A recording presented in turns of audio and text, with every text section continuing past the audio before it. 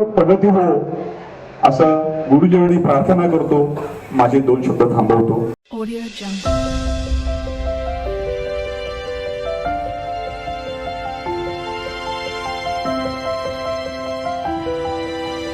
Audio Jungle. नमस्कार, मी श्रद्धा. श्रद्धाच कोणामध्ये तुमचं खूप मनापासून स्वागत करते. आज बऱ्याच दिवसातून व्हिडिओ शूट करतोय आम्ही. बरेच दिवस व्लॉग अपलोड पण नाही केला आणि आज आम्ही निघालो आहोत पार्टीला. एक छोटंसं गेट टुगेदर आहे. ती लास्ट टाइम मी प्रियंका हॉटेलची व्हिडिओ केली होती ना, तर त्या काकांनी आम्हाला इन्व्हाइट केलं आहे. त्यांच्याकडे छोटीशी पार्टी अरेंज केली त्यांनी. तर आम्ही आता चाललो आहोत. संध्याकाळचे 6 वाजलेत आणि आम्ही दोघे तर निघालो. शनूला न्यायचं की नाही ते बघतोय खाली जाऊन. मम्मी पण येतात आमच्यासोबत. तर तुम्ही पण व्हिडिओ शेवटपर्यंत नक्की बघा आणि आमच्या पार्टीचा आस्वाद घ्या. तर चला, लेट्स गो.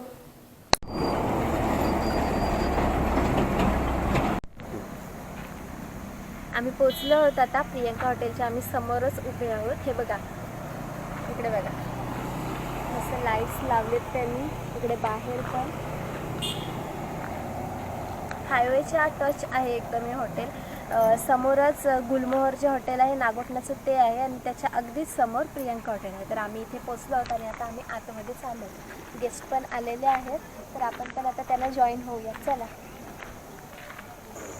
चला, आपण पोचलो आहोत. कशात काका? म्हणजे अरे बघा, हे आपले काका. लास्ट टाइम आपण आलो होतो ना, हे जे प्रियंका हॉटेल त्यांचे मालक. तर त्यांनी आपल्याला आज इन्व्हाइट केलेलं आहे म्हणून आपण पार्टीला आलो आहोत. तर तुम्ही आमच्यासोबत पार्टीला जॉईन व्हा. नमस्कार सर्वांना. हा इव्हेंट ठेवण्याचं मागचं कारण आहे की आपण हे हॉटेल प्रियंका आपण चालवायला घेतलं 5 वर्षाच्या करारासाठी. तर ते 5 वर्षाच्या करारासाठी आपण घेतल्यानंतर लोकांनाही माहिती व्हायला पाहिजे की आता हॉटेल प्रियंकामध्ये खूप काही चांगलं खायला मिळेल. त्याची टेस्ट देण्यासाठी लोकांना आपण म्हणजे स्नेह परिवारातले जे मित्र परिवार आहे आमचं नागोठणा पंचक्रोशीतील, त्या सर्वांना आमंत्रित केले. थोड्याच वेळात ते येणार आहे तिथे आणि हा आस्वाद घेणार आहे. जेणेकरून हा हॉटेल प्रियंका या सर्वांच्या सहकार्याने एक यशाच्या शिखरावर जाणार आहे, ही मला कल्पना आहे.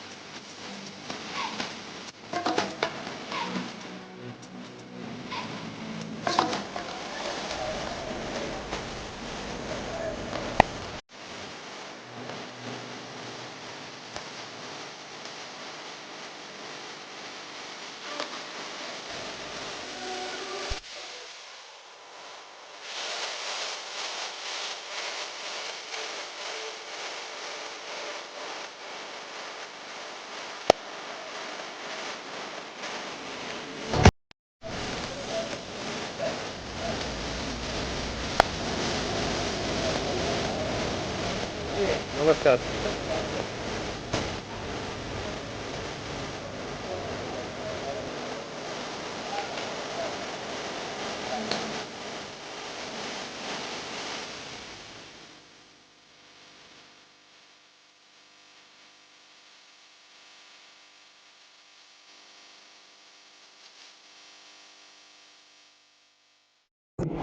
किशोरभाई म्हात्रे, गणपतशेठ म्हात्रे, माजी सरपंच वरवटले, आपणही या स्टेजवर आस्थापन व्हायचंय.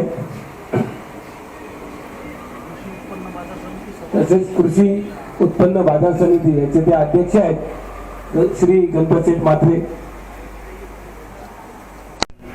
माझं स्वतःचं आयुर्वेदिक औषधाचं दुकान आणि तसेच मी नाडी वैद्य म्हणून तिकडे काम करतो. बरेच लोक नाडी वैद्य म्हणून मला ओळखतात.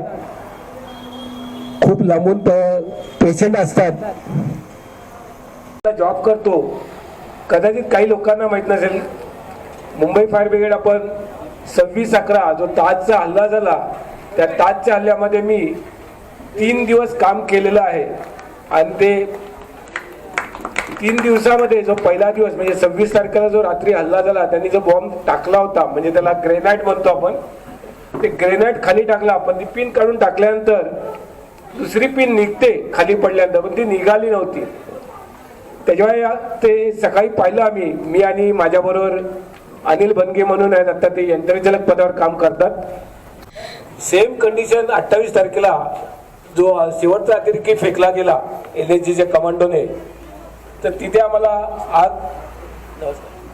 आग विझवण्याची शिडी, म्हणजे आमची जी शिडी आहे अँगस लॅडर 464, म्हणजे तिची उंची जी आहे ती 46.4, तर तोच सेम ग्रेनाइट होतं जिवंत, तर तोही आम्ही 28 तारखेला पाहिल्यानंतर आत्ताचे आमचे चीफ साहेब, हा जिवंत बॉम्ब आहे, आपलं काही होऊ शकतं, पण शेवटी ऑफिसर निर्णय घेताना म्हणे नाही काही नाही होत, तुम्ही काम करा. म्हटलं हे असे ऐकणार नाही, आपले नाक बळी जातील जवानांचे.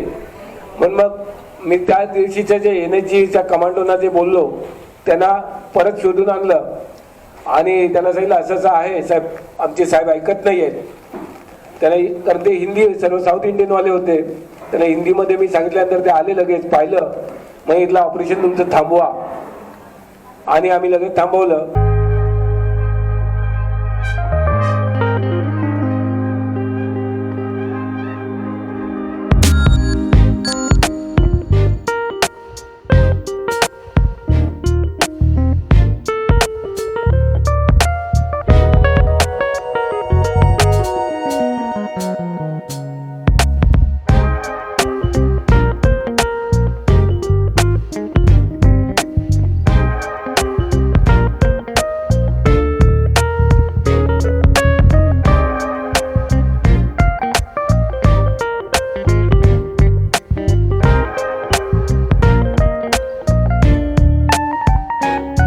याच्या मागचं जे कारण आहे, तसंच मी 1992 म्हणजे 91ला आमचे ट्रेनिंग झाले मुंबई फायर ब्रिगेडला, 92/1/9/92 यांची वर्धीची तारीख, म्हणजे गेल्या 31 वर्षे मी मुंबई अग्निशमन दलाची सेवा बजावतो.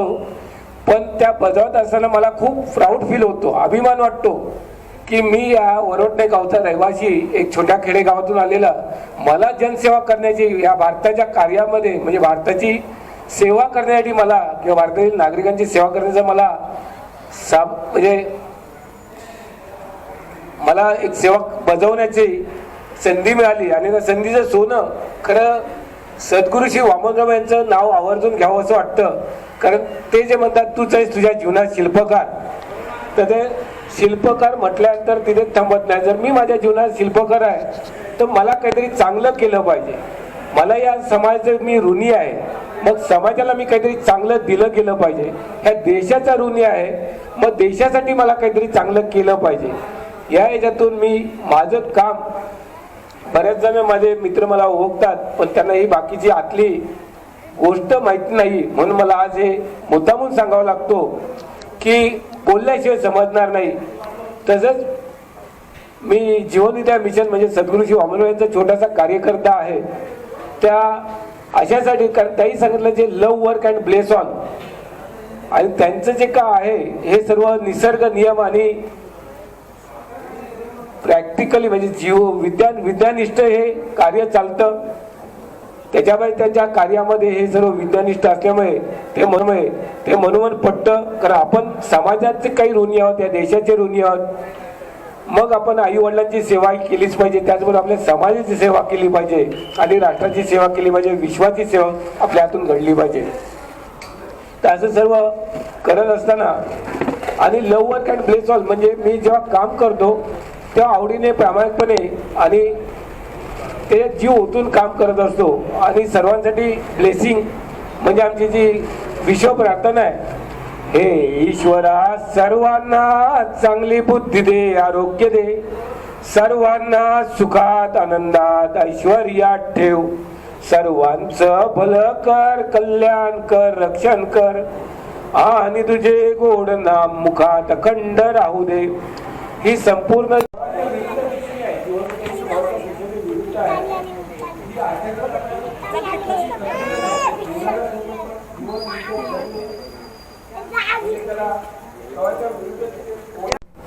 आमच्याकडे आता डॉक्टर सुनील पाटलांनी सांगितलं की मेडिसिन घेण्यासाठी यायचे, देण्यासाठी यायचे, मेडिसिन सप्लाय करायचे.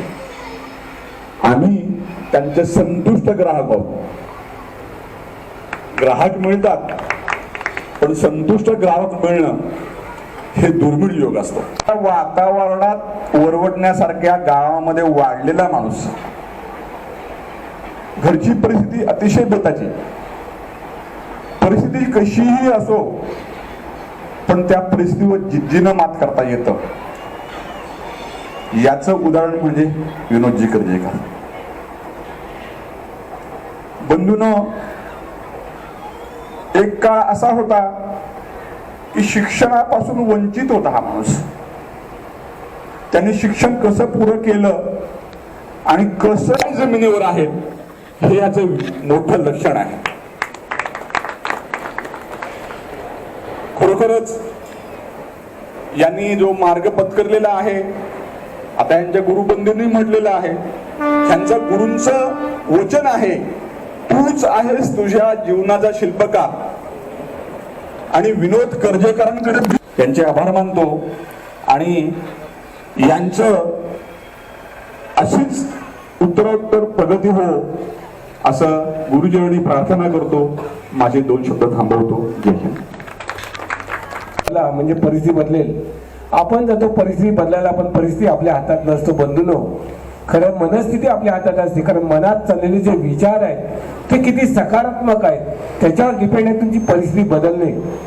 जर तुम्ही निगेटिव्ह विचार म्हणजे नकारात्मक जर विचार केलं तर हे नकारात्मक विचाराने आपण पूर्ण ग्रासून जातो आणि मग डाऊन टू अर्थ म्हणजे जेवढ्या खालच्या पातळीवरती जातं. कारण ते की एखादं संकट जर आलं त्या संकटासमोर जायचं म्हटलं तर मनस्थिती आपली स्ट्रॉंग असली पाहिजे.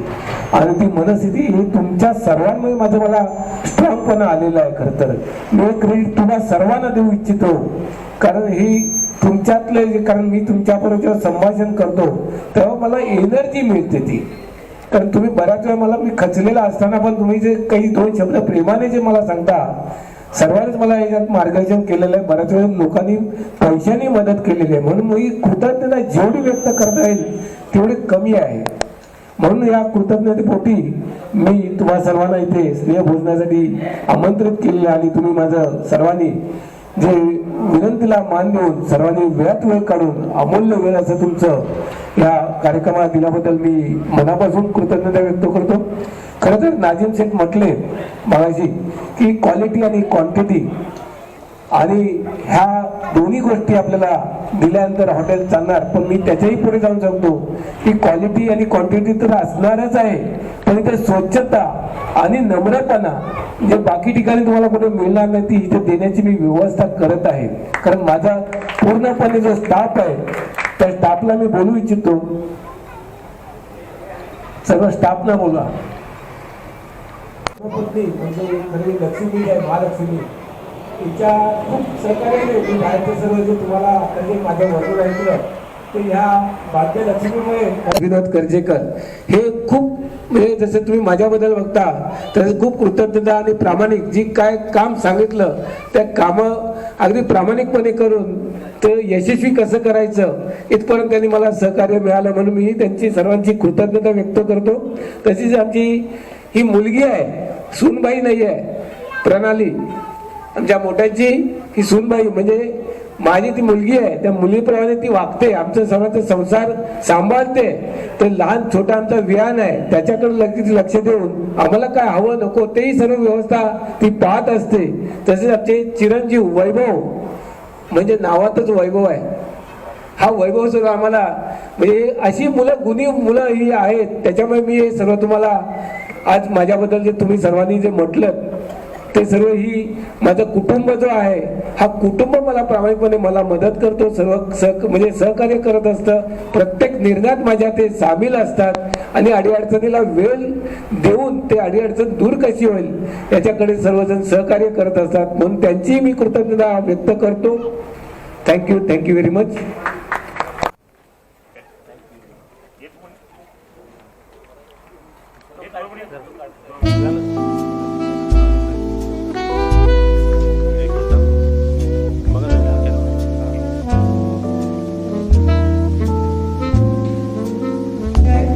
राजू कुरेशी आणि धामनसे साहेब यांच्या वतीने त्यांना पुष्पगुच्छ देऊन त्यांचा सन्मान करण्यात येत आहे.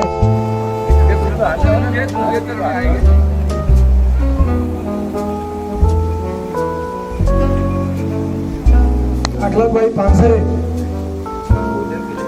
यांच्या वतीनं विनोदभाई कर्जकर यांचं पुष्पगुच्छ देऊन स्वागत करतात. या व्यवसायाला आपल्या भरभराटीत लाभो, आपलं जीवन उंचमय हो, या पुष्पगुच्छातून शुभेच्छा व्यक्त करतात नाजिम नावखंडे आणि या ग्रामपंचायतीचे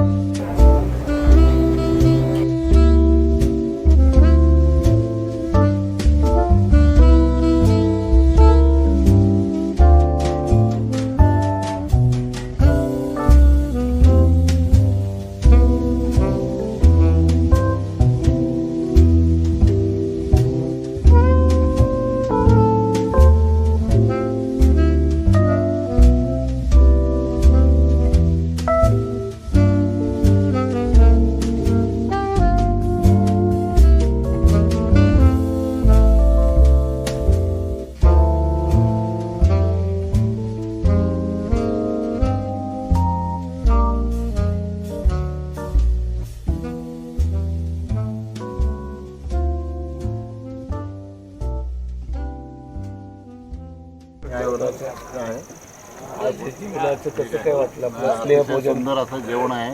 भाकरी एकदम सॉफ्ट अशी मुलायम अगदी भाकरी म्हणजे आपल्या घरच्यासारखी भाकरी वाटते.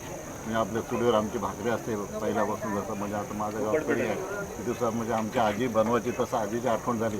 अशी भाकरी मला आज खायला मिळाली. एवढं समाधान वाटलं या हॉटेलमध्ये येऊन. आणि ते हे चिकन पण एवढं त्यांनी वाटलं, मला वाटलं असं वेगळं असेल. छान असं ग्रीनिश आणि टेस्ट पण आपल्या घरच्यासारखी टेस्ट मिळाली.